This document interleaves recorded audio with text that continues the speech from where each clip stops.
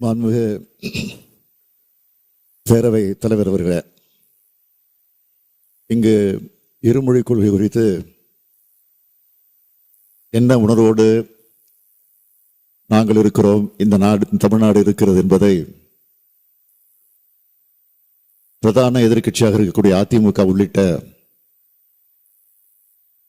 பல்வேறு கட்சிகள், ஏன் அனைத்து கட்சிகள், குறிப்பாக பாரதிய ஜனதா கட்சி தவிர்த்து அனைத்து கட்சிகளும் இங்கே தங்களுடைய உணர்வுகளை வெளிப்படுத்தி காட்டியிருக்கிறார்கள். நம்முடைய எதிர்க்கட்சியுடைய துணைத் தலைவர் அவர்கள் அதிகாரிகள் மூலமாக இந்த இருமொழி கொள்கை மும்மொழி கொள்கையை குறித்து மத்திய அரசிடமிருந்து ஒன்றிய அரசிடமிருந்து கடிதம் வந்ததாகவும் அந்த கடிதத்திற்கு விளக்கம் தந்த போது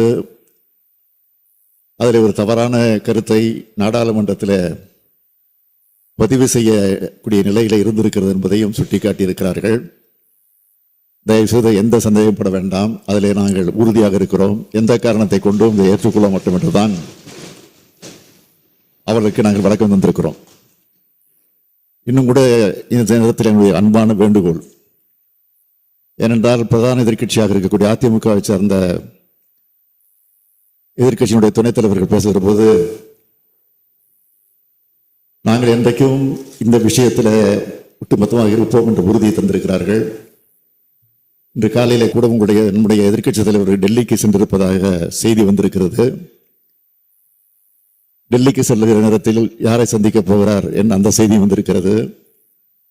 அப்படி சந்திக்க நேரத்தில் இது குறித்து அவர் வலியுறுத்த வேண்டும் என்ற அந்த வேண்டுகோளை இந்த அவையின் மூலமாக நான் எடுத்து வைக்க கடமைப்பட்டிருக்கிறேன்.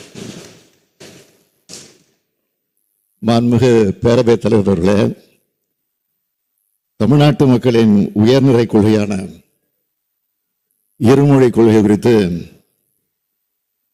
மாமன்ற உறுப்பினர்கள் தெரிவித்த கருத்துக்களோடு தமிழ்நாடு அரசு முழுமையாக உடன்படுகிறது என்பதை இந்த மாமன்றத்தில் நான் மீண்டும் உறுதி செய்கிறேன். தமிழும் ஆங்கிலம்தான் தமிழ்நாட்டினுடைய இருமொழி கொள்கை, அதில் எந்த மாற்றமும் இல்லை. இருமொழி கொள்கை மட்டுமல்ல, நமது வழி கொள்கையும் அதுதான், ஏன் விழி கொள்கையும் அதுதான். எந்த பழிச்சொல் சொன்னாலும் என் உயிர் கொள்கையில் விட்டு தர மாட்டோம், விட்டு விலக மாட்டோம் என்பதை மாமன்றத்தில் உறுதியாக மீண்டும் மீண்டும் நான் பதிவு செய்கிறேன்.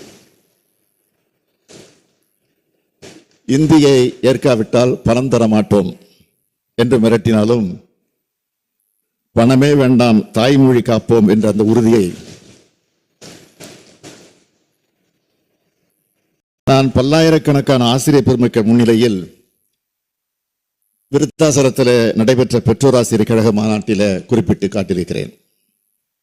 2000 கோடி என்ன 10,000 கோடி கொடுத்தாலும் மும்மொழி திட்டத்தை ஏற்க மாட்டோம் என்று குறிப்பிட்டேன். மீண்டும் சொல்கிறேன், இது பண பிரச்சனை அல்ல, நம் இன பிரச்சனை. நாம் தமிழை, தமிழினத்தை, தமிழ்நாட்டு மாணவ கண்மணிகளை, இளைய சமுதாயத்தை காக்கக்கூடிய பிரச்சனை. அவர்கள் நிதி தரவில்லை என்பதற்காக இனமானத்தை அடமான வைத்து வெகுமானம் பெறும் கொத்தடிமை அல்ல நாங்கள்.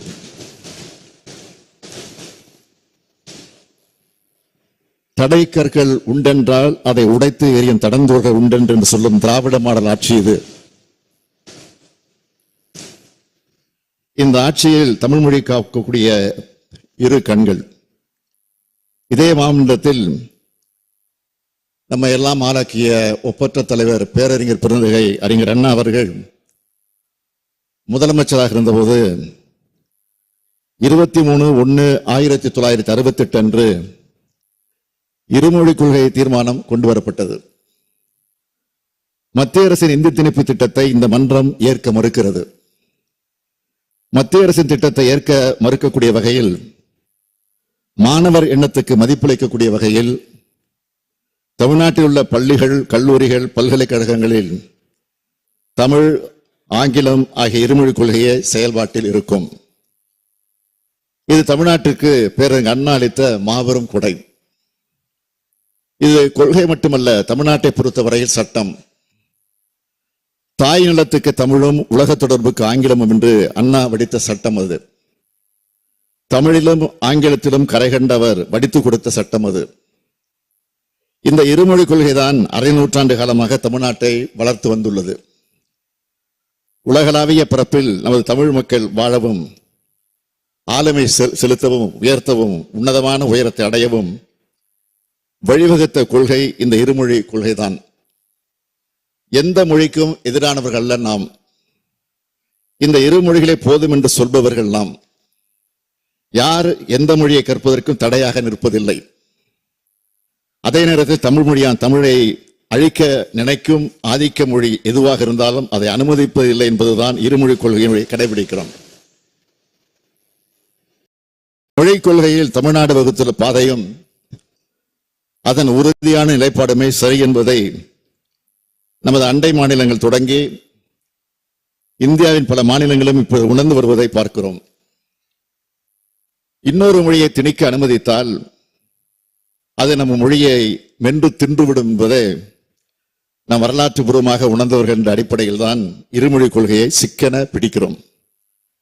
இந்தி மொழி திணிப்பு என்பது ஒரு மொழி திணிப்பு மட்டுமல்ல, பண்பாட்டு அழிப்பாக அமையும் என்பதால் தான் இதிலே உறுதியாக இருப்போம்.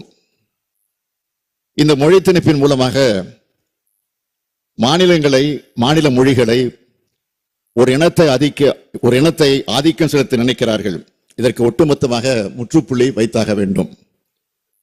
மாநிலங்களை தங்களது கொத்தடைமை பகுதிகளாக நினைப்பதால் தான் இது போன்ற மொழி திணிப்புகளும் நிதி அநீதிகளும் செய்கிறார்கள்.